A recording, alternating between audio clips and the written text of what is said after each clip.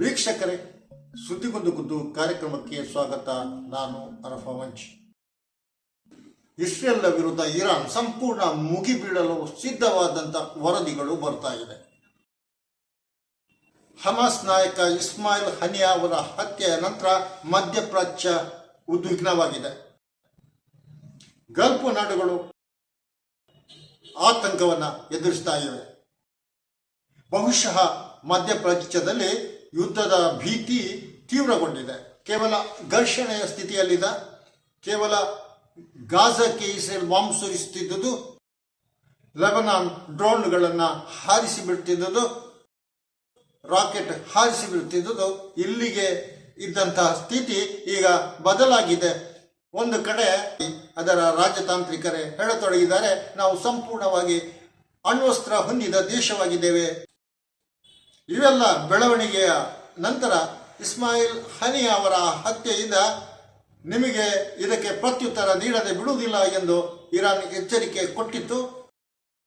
ಅದರಂತೆ ಈ ಇರಾನ್ನ ಸುತ್ತಲೂ ರಕ್ಷಣಾ ಕವಚವನ್ನೇ ಇರಾನ್ ನಿಲ್ಲಿಸ್ತಾ ಇದೆ.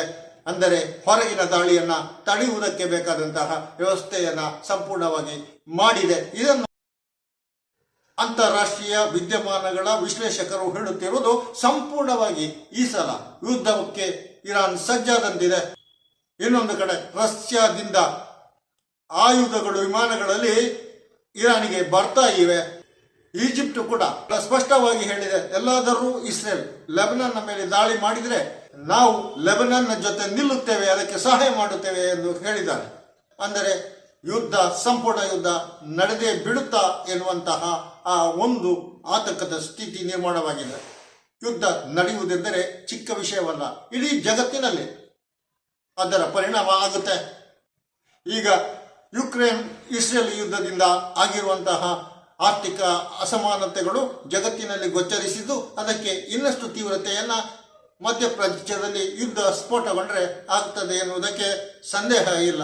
ಗಲ್ಫ್ ನಾಡು ಕೂಡ ಅಂತಕಂದ ಸ್ಥಿತಿಯಲ್ಲಿರುವುದರಿಂದ ತೈಲದ ಮೇಲೆ ಮತ್ತಷ್ಟು ಭಾರ ಬೀಳುವುದು. ಅದರಿಂದಾಗಿ ತೈಲೋತ್ಪನ್ನಗಳಿಗೆ ಅಂದರೆ ಇಂಧನಗಳಿಗೆ ಬೆಲೆ ಹೆಚ್ಚಳ ಆಗಲಿದೆ. ಇಡೀ ವಿಶ್ವದ ಜನರು ಇದರಿಂದ ಕಷ್ಟ ಅನುಭವಿಸಬೇಕಾದ ಪರಿಸ್ಥಿತಿ ನಿರ್ಮಾಣವಾಗುವ ವಿಚಾರ ಕೂಡ ಇಲ್ಲಿ ಇನ್ನೊಂದು ಮುಖ್ಯವಾಗಿ ಉಲ್ಲೇಖಿಸಬೇಕಾದ್ದು. ಇಷ್ಟೆಲ್ಲ ಆತಂಕಕ್ಕೆ ಕಾರಣವಾಗಿದ್ದು, ನಿನ್ನೆ ಲೆಬನಾನ್ನ ಹಿಜ್ಬುಲ್ಲಾ ಸಂಘಟನೆಯವರು ಇಸ್ರೇಲ್ನ ಬೇತ್ ಹಿಲೇಲ್ ಎನ್ನುವ ಪ್ರದೇಶಕ್ಕೆ ನಿರಂತರ ರಾಕೆಟ್ ದಾಳಿ ಮಾಡಿ ಹಾನಿಯನ್ನ ಮಾಡಿತು.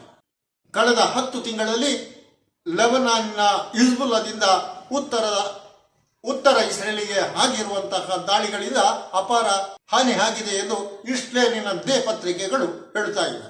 ಇದಂತಹ ಹಿಜ್ಬುಲ್ಲಾ ಲೆಬನಾನ್ನ ಜನರ ಮೇಲೆ ದಾಳಿ ಮಾಡಿದ್ದಕ್ಕೆ ಪ್ರತ್ಯುತ್ತರ ಎಂದು ತಿಳಿಸಿದೆ.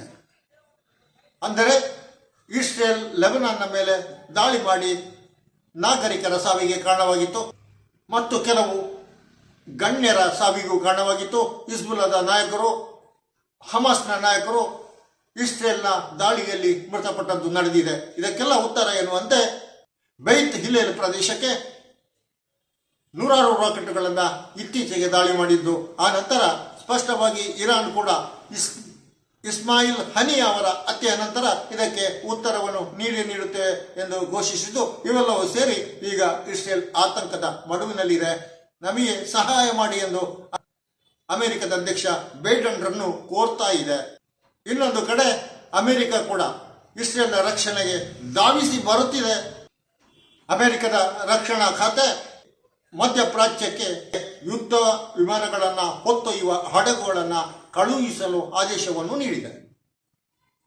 ಅಂದರೆ ಯುದ್ಧ ಸಂಪೂರ್ಣವಾಗಿ ನಡೆದು ಬಿಡುತ್ತೆ, ಮಧ್ಯಪ್ರಾಚ್ಯ ಯುದ್ಧಾಗ್ನಿಯಿಂದ ಉರಿಯುತ್ತದ ಎನ್ನುವಂತಹ ಸಂದೇಹ ಸೃಷ್ಟಿಯಾಗಿದ್ದು, ಹೀಗೆ ಬ್ಯಾಲಿಸ್ಟಿಕ್ ಮಿಸೈಲ್ಗಳನ್ನು ಪ್ರತಿರೋಧಿಸುವ ಕ್ರೂಸರ್ಗಳು, ಡಿಸ್ಟ್ರಾಯರ್ಗಳನ್ನು ಅಮೆರಿಕ ಕಳುಹಿಸ್ತಾ ಇದೆ.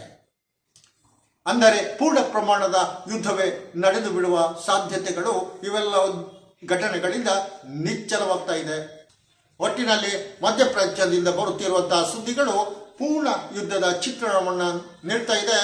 ಜಗತ್ತಿಗೆ ಇದು ಆತಂಕ ಯಾಕಾಗುತ್ತೆ ಅಂದರೆ ಕೇವಲ ಜನರ ಹತ್ಯೆಗಳು ಯುದ್ಧದಲ್ಲಿ ನಡೆಯುವುದು ಮಾತ್ರ ಅಲ್ಲ, ಇಡೀ ವಿಶ್ವದ ಆರ್ಥಿಕತೆಯನ್ನೇ ಬುಡಮೇಲುಗೊಳಿಸುವಂತಹ ಸ್ಥಿತಿ ನಿರ್ಮಾಣವಾಗುತ್ತೆ.